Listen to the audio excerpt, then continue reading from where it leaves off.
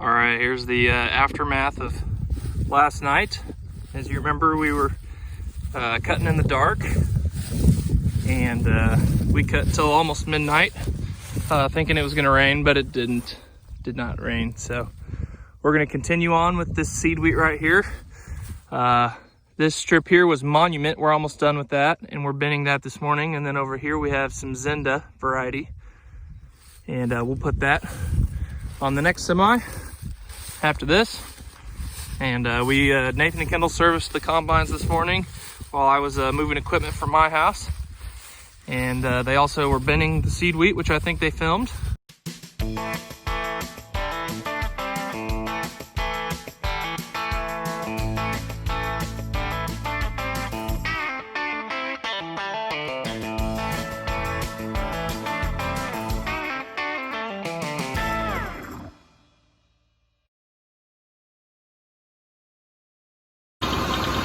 All right, those loads that we did last night are now on their way into the bin. Kenworth is in the bin. That was the first one we did. And then we got I brought the 7130 down this morning, hooked up to this green auger. Remember to wear a mask. Safety. Health. Farmers were wearing masks before it was cool. Yeah. Sometimes, when we remember to have them. There you can see it pouring in. Some people have drive over pits and stuff, but we just use this here. And that's another reason we can use these in dumps to dump in these where we can't use our hopper. So the hopper right back here was loaded with some wheat to go to the elevator last night instead of the seed wheat.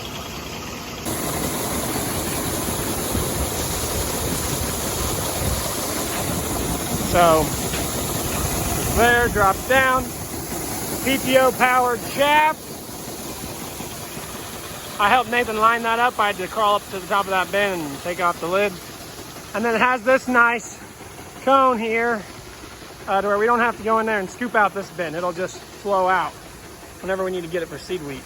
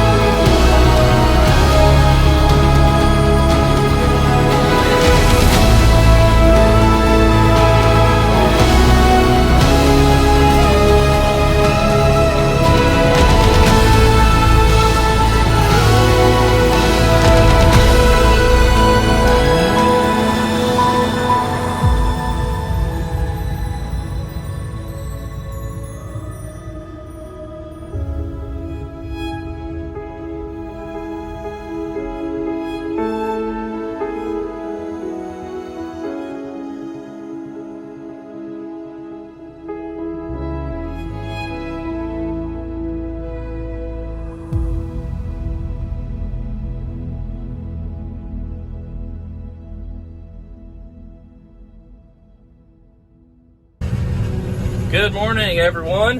Today is the last day of wheat harvest 2020. We are here at the main farm. We're getting ready to go out to our field that's farthest away from home, so it's kind of going to be a day trip.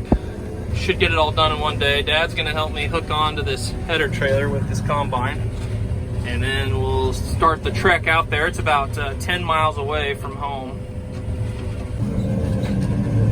Pulling the header behind us.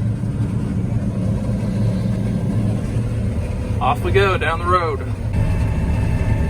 Caught up to Nathan, who he left a little bit before me, but he has to weave in and around the signs and the posts on the road, whereas I get to just drive.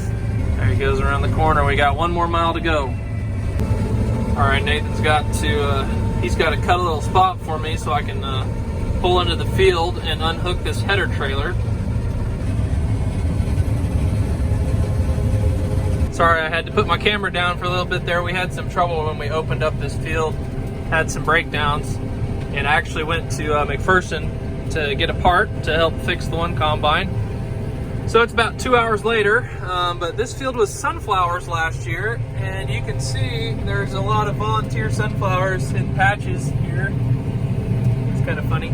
This field floods a lot, and so I think some of these spots where the sunflowers sprouted is where, you know, some silt had been washed from the nearby creek here when it overflowed, and so that's how the sunflowers kind of got replanted. But it's just funny to see sunflowers poking up through the wheat.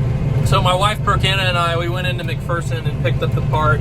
I totally blanked on filming any of that, but that's definitely a big part of farming is, you know, when things go wrong and machines break down.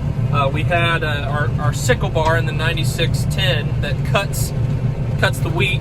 It broke, and so we had to go get a coupler for it to splice it back together. And so we went to McPherson to our local John Deere dealer there and got another part and brought it back here, and Nathan's putting it back together on the combine now. We should have both combines going again. We didn't bring the 7720 out to this field, at least we haven't yet. Sometimes our dad will just show up with the 7720, even though we'll just use the 2 big combines, and then Dad will come with the 7720 because he likes it so much. But I think Dad's busy with irrigation today, and then Kendall is planting milo as a double crop behind wheat. And so you saw us planting soybeans in the last vlog. We also double crop milo, and people were asking a little bit what a double crop is. So we harvest the wheat here, and then as soon as it's harvested, we plant another crop, no-till, right behind the combine. You spray the field for weeds, but other than that, there's no prep, and that allows us to grow 2 crops in 1 year. And then our mom is hauling the grain to town, and we are also filming just a little bit of a new parody music video that you can be on the lookout for here in the next couple of weeks. Here you can see these little sunflowers poking up. It's just kind of unique. We've never planted wheat after sunflowers before, so.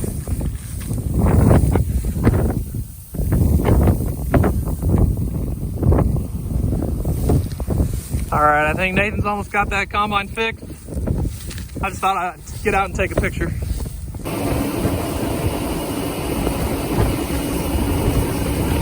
All right, we finished that side of the creek. Now we are moving on to the other side, and I'm gonna be able to fit across this bridge just fine with my 25-foot header, but Nathan behind me, he might have to finagle a bit. Isn't that a fun word, finagle? Well, look at that. He made it through there no problem. I thought it was going to be more of a challenge for him. This part of the field flooded out, but sure made for a lot of nice, pretty wildflowers. I don't know if we're going to be able to harvest in there. I think a lot of those wheat plants are dead anyway. I don't think they actually made seed, but it's kind of pretty.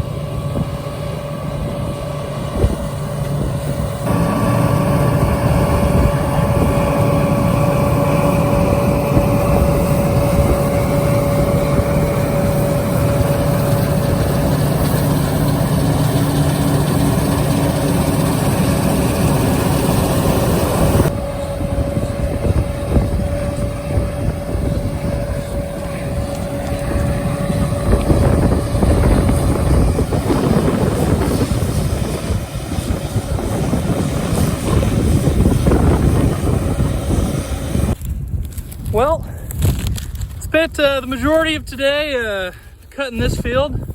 They've just got about a down and back left, and that'll wind it up for us. 2020 wheat harvest.